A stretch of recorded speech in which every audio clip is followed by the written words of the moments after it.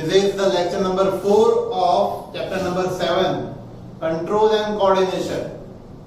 हमने अभी तक ह्यूमन ब्रेन के बारे में समझा है, ह्यूमंस में जिस तरह से कोऑर्डिनेशन सिस्टम होती है उसके बारे में समझा है। आज के लेक्चर में हम समझने वाले हैं प्लांट्स में किस तरह से कोऑर्डिनेशन प्रोसेस होती है, प्लांट्स में कंट्रोल किस तरह से होता है, वो सारी डिस्कशन हम आज के लेक्चर में करेंगे।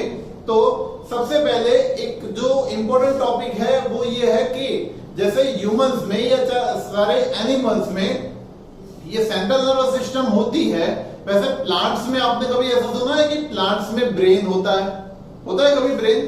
तो प्लांट्स में ऐसी कोई नर्वस सिस्टम होती नहीं। पहली बात, उसमें कुछ ऐसे सडन रिस्पॉन्सेस भी नहीं होता है। जैसे कि कोई गर्म चीज, हम एग्जांपल ले कि कोई एनिमल को या कोई इंसान को अगर कोई गर्म चीज हम टच करवा दे तो तुरंत ही उसका रिस्पांस मिलेगा कि वो भाई अपना जो भी इफेक्टेड ऑर्गन है वो दूर ले ले। लेकिन प्लांट में आपको ऐसी कोई सडन रिस्पांस देखने को नहीं मिलती, बट रिस्पांस डेफिनेटली आपको देखने को मिलती है, और बट वो सडन नहीं होती है। तो प्लांट्स में जो मूवमेंट होती है, प्लांट्स में जो कंट्रोल एंड कोऑर्डिनेशन प्रोसेस होती है, उसके बारे में हमें आज के लेक्चर में समझना है। तो प्लांट्स में दो तरह की मूवमेंट देखने को मिलती है। एक होती है इमीडिएट रिस्पांस टू स्टिमुली। कुछ ऐसा भी होता है कि जिसमें कुछ प्लांट में इमीडिएट रिस्पांस देखने को मिलते हैं, और दूसरा होता है ट्रॉपिक मूवमेंट्स। अब जो इमीडिएट रिस्पॉन्सेस देखने को मिलते हैं वो दो टाइप के होते हैं। एक वैसा रिस्पॉन्स जिसमें आपको ग्रोथ नहीं देखने को मिलता, मतलब ग्रोथ रिलेटेड वो कोई भी रिस्पॉन्स नहीं होता है, और दूसरा ऐसा जो ग्रोथ रिलेटेड होता है। अब विदाउट ग्रोथ का मतलब ये होता है कि एक एग्जांपल ले हम मिमोसा प्लांट का। मिमोसा प्लांट इमीडिएट रिस्पॉन्स करता, आपने सभी ने शायद देखा होगा या फिर उसके बारे में सुना होगा कि मिमोसा प्लांट को, जैसे कि ये प्लांट है, उसके ब्रांचेस पे जो उसके लीव्स है, वो लीव्स को अगर हम जैसे ही टच करेंगे तो वो अपने ये जो लीव्स है उसको सिकुड़ देगा, ऐसे कॉलेप्स कर लेगा। ऐसे जैसे उसके लीव्स ऐसे फैले होंगे तो अपने लीव्स को यूं कॉलेप्स कर देगा, बंद कर देगा। जैसे हम उसको टच करेंगे वैसे ही आपको ये इमीडिएट रिस्पॉन्स देखने को मिलता है। सारे प्लांट्स में ये देखने को नहीं मिलता है, ओनली उसमें ही देखने को मिलता है, मिमोसा प्लांट में। उसका रीजन क्या है? तो जैसे ही कोई भी एनिमल हो या कोई भी इंसेक्ट हो या कोई भी इंसान हो, अगर वो उसके लीव्स को जैसे ही टच करते हैं तो वो टच सेंसिटिव होते हैं। टच सेंसिटिव का मतलब ये होता है कि उसमें से एक केमिकल रिएक्शन जनरेट होती है, और जो लीव्स में सारा जो वाटर होता है वो वाटर को एब्जॉर्ब कर लेते हैं। तो वो वाटर अगर लीव्स में से निकल जाएगा तो वो अपने पत्तों को यूं सिकुड़ देगा। ठीक है, धीरे धीरे उसके बाद जब कोई ऐसी टच पोजीशन नहीं रहती है, आप कंटिन्यूअसली अगर उसको टच करके रखोगे तब तक वो उस तरह से रहेगा। जैसे आप अपना हाथ ले लोगे तो वहां से धीरे धीरे फिर वाटर अंदर आना स्टार्ट होगा, उसके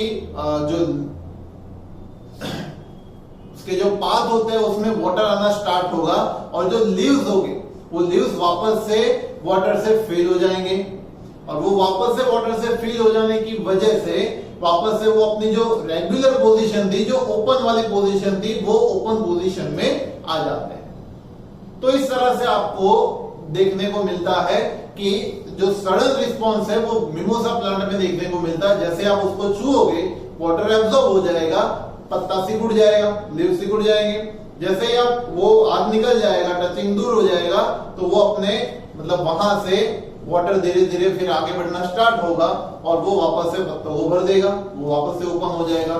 तो ये इमीडिएट रिस्पॉन्स आपको देखने को मिलता है। वो उसकी वजह से वो ग्रोथ में कहीं पे भी इफेक्ट नहीं करते हैं। ये इफेक्ट की वजह से ऐसा नहीं होगा कि प्लांट का ग्रोथ बहुत ही बढ़ जाएगा। ठीक है, ये एक इमीडिएट रिस्पॉन्स है विदाउट ग्रोथ। सेकंड हम बात करते हैं मूवमेंट ड्यू टू ग्रोथ। तो आपने कुछ ऐसे प्लांट्स भी देखे होंगे कि उनको अगर किसी का सहारा मिला तो वो सहारे को पकड़ पकड़ के वो ऊपर चढ़े जाएंगे। तो ये कुछ प्लांट्स में, जैसे कि पी का जो प्लांट होता है वो ऐसा होता है कि आपने अगर उसके नजदीक में अगर कोई इलेक्ट्रिक पोल है या फिर किसी भी टाइप का एक पोल है, तो वो पोल को पकड़ के, मतलब कि पोल को सपोर्ट बना के उसके अराउंड घूमते घूमते वो ऊपर उठता जाएगा। ठीक है, तो ये जो रिस्पॉन्स देखने को मिलता है वो ग्रोथ का रिस्पॉन्स है, वो सडन होता है। सडन मतलब कि इसके जितना सडन नहीं, जो मिमोसा प्लांट है उसके जितना सडन नहीं, लेकिन जनरली आपको देखने को मिलता है। और उसको सपोर्ट करने के लिए, मतलब ये जो सपोर्ट है, वो सपोर्ट के लिए उनको टेंड्रिल्स, आपने देखा होगा उनकी प्लांट की आउटर सरफेस पे ऐसे राउंड राउंड स्ट्रक्चर देखने को मिलता है, जो कि उसको स्ट्रक्चर मतलब कि सपोर्ट प्रोवाइड करता है। जैसे कि वो पोल को अगर उसको सपोर्ट लेना है तो वो जो टेंड्रिल्स है, वो टेंड्रिल्स उसको सपोर्ट लेने में हेल्प करते हैं। समझ में आ रहा है? सो ये है movement due to growth. Now next is tropic moments. Tropic moments मतलब कि जो सडन नहीं होते हैं, वैसे मोमेंट्स को ट्रॉपिक मोमेंट्स बोलते हैं। When the stimulus has a particular direction, उसकी एक पर्टिकुलर डायरेक्शन हो, and movement of plant occurs in the direction of the stimulus, उसकी जो मूवमेंट है वो स्टिम्युलस की डायरेक्शन में हो। ऐसा जरूरी नहीं कि डायरेक्शन में ही हो, उसके अपोजिट भी हो सकते हैं, उसके एग्जांपल्स देखेंगे। Stimulus, this moment is called tropic moment. अगर इस तरह की पोजीशन देखने को मिलती है, then this type of moments are called tropic moments. उसमें सबसे पहले हमें समझना है फोटोट्रॉपिक मोमेंट्स। अब फोटोट्रॉपिक मोमेंट्स के लिए हम एक एक्टिविटी कर सकते हैं। आपको क्या करना है, एक बंद कमरे में, सपोज कि एक बंद कमरे में आपको कोई भी एक प्लांट को लेके जाना है। सपोज कि मैंने यहां पे एक बंद कमरे में कोई प्लांट को लेके गया हो, अब बीच में मैंने उसको रख दिया, और सपोज कि एक जगह पे उसकी एक जो वॉल है वहीं पे एक विंडो है, और यहां से ही ओनली सनलाइट आ रही है। सनलाइट खाली ये विंडो से आ रही है, बाकी पूरा जो कमरा है वो पूरा बंद, पूरा अंधेरा है। खाली एक ही जगह पे जब सनराइज होगा तब यहां से ही खाली एक सनलाइट अंदर आएगी, और सनलाइट उसको यही पाथ से मिल पाएगी। अगर आपने ये प्लांट को अंदर, मतलब कि ये कमरे में सपोज कि एक मंथ जैसा रखा, एक मंथ में इसलिए बोल रहा हूं क्योंकि ये सडन मूवमेंट नहीं होती है। ट्रॉपिक मूवमेंट होते हैं वो सडन नहीं होती है, टाइम लगता है उसको। तो अप्रोक्सीमेटली अगर एक महीने के बाद आप उसको देखोगे तो ये जो प्लांट की पोजीशन है वो इस तरह से यू हो जाएगी, मतलब कि जिस जगह से उसको सनलाइट ज्यादा से ज्यादा मिल रही है उस जगह पे वो ज्यादा से ज्यादा फैलना चाहेगा। समझ में आ रहा है? तो ये होता है फोटोट्रॉपिक। फोटोट्रॉपिक मतलब जहां से उसको सनलाइट मिल रही है उस और उसकी मूवमेंट होगी। तो कोई भी प्लांट की मूवमेंट इस तरह से होती है कि वो ज्यादा से ज्यादा सनलाइट गेन कर सके। Then after geotropic moment. Geotropic moment का मतलब ये होता है कि जो उसके रूट्स है, जैसे कि ये कोई सरफेस है, लैंड है, और यहां पे कोई सपोज की ट्री ग्रो हुआ है, यहां पे कोई ट्री ग्रो हुआ है, तो जो उसके जो रूट्स होंगे, ये जो रूट्स है वो उसके डाउनवर्ड डायरेक्शन, मतलब कि ग्रेविटेशन की डायरेक्शन में ही ग्रो होते हैं। अब ये जो ग्रेविटेशन की डायरेक्शन में ग्रो होते हैं उसको बोला जाता है geotropic moment. Geotropic moment gravity की वजह से होता है, इसलिए उसको जियोट्रॉपिज्म भी बोला जाता है। फोटोट्रॉपिज्म, फोटोट्रॉपिक मोमेंट में हम बोल सकते हैं।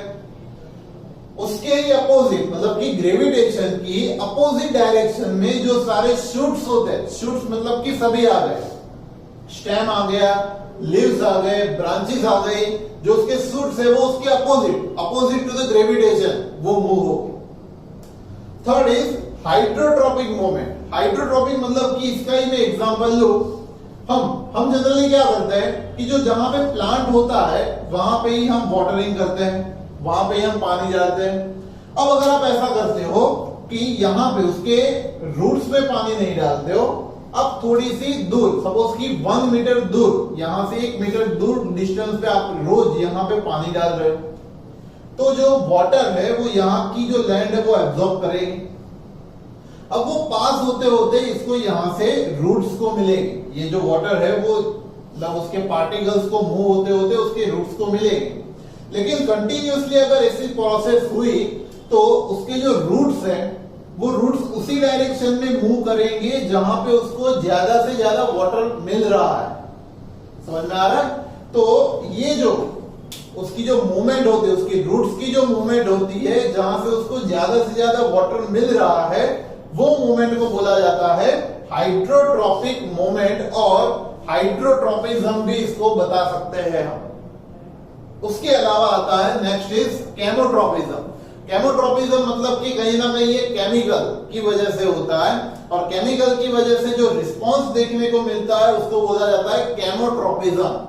सो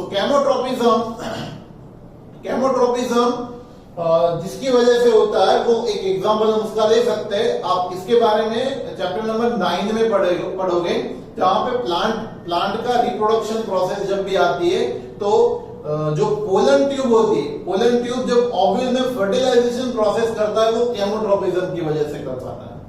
ठीक है, सो ये ट्रॉपिक मूवमेंट आप देख सकते हो प्लांट में, और ये जो सारी मूवमेंट है वो सडन नहीं है। अभी वापस से मैं बता रहा हूं, ये जो सारी मूवमेंट हमें दिख रही है that are not sudden movement. Okay, so आज के लेक्चर में हमने प्लांट के कोऑर्डिनेशन के बारे में पढ़ा, प्लांट में किस तरह से कंट्रोल एंड कोऑर्डिनेशन प्रोसेस होती है उसके बारे में हमने आज के लेक्चर में समझा है। तो एक हमने उसमें इमीडिएट रिएक्शन के बारे में देखा, दूसरा ट्रॉपिक मूवमेंट के बारे में देखा है। ठीक है, सो अभी एक टॉपिक ये चैप्टर का बाकी रहा है जो कि है हार्मोन्स, तो हम नेक्स्ट लेक्चर में कंप्लीट कर देंगे। ठीक है, आज के लेक्चर के लिए